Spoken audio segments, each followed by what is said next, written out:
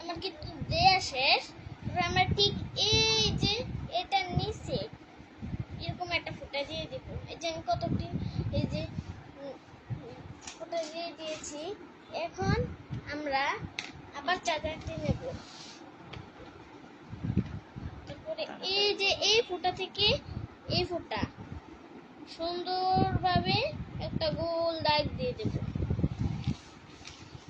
আবার একটা দেব, ঠিক ওরকমই। দেখতে পাচ্ছেন আমাদের শাপলার একটা পাতা হয়ে গিয়েছে। এখন আমরা এই ফুটা থেকে আবার এই মাঝখানে ফুটাতে নেব।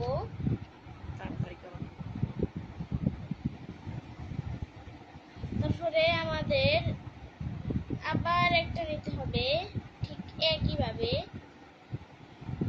তিনটা ফুটা আসে, তিনটা ফুটার ভিতরে তিনটার ভিতরে সুন্দরভাবে একইভাবে করে নেব। তখন আমরা ঘুরাবো, ঘুরিয়ে দেখতে পাচ্ছেন আগের মতোই করে নিচ্ছি আমি।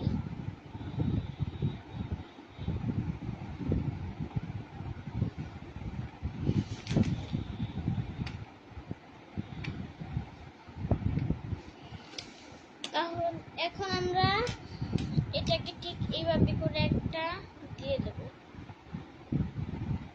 দেখতে পাচ্ছেন কি সুন্দর হচ্ছে।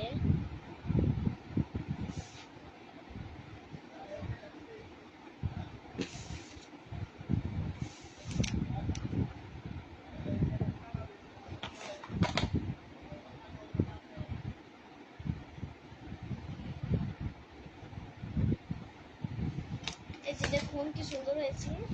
এখন আমরা এই যে এটা দিয়ে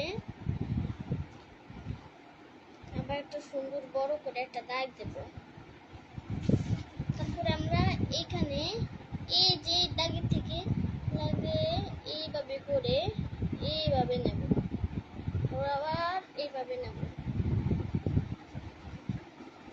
তারপরে আমরা এই যে ঠিক এইভাবে সুন্দরভাবে নিয়ে নেব। দেখতে পাচ্ছেন আমরা কিন্তু একটা শাপলা এঁকে নিয়েছি। তারপর আমাদের একটা স্কেল লাগবে, ঠিক এরকম, এই যে এরকম এরকম থাকবে স্কেলের সামনে। তারপরে আমরা এইভাবে সুন্দরভাবে করে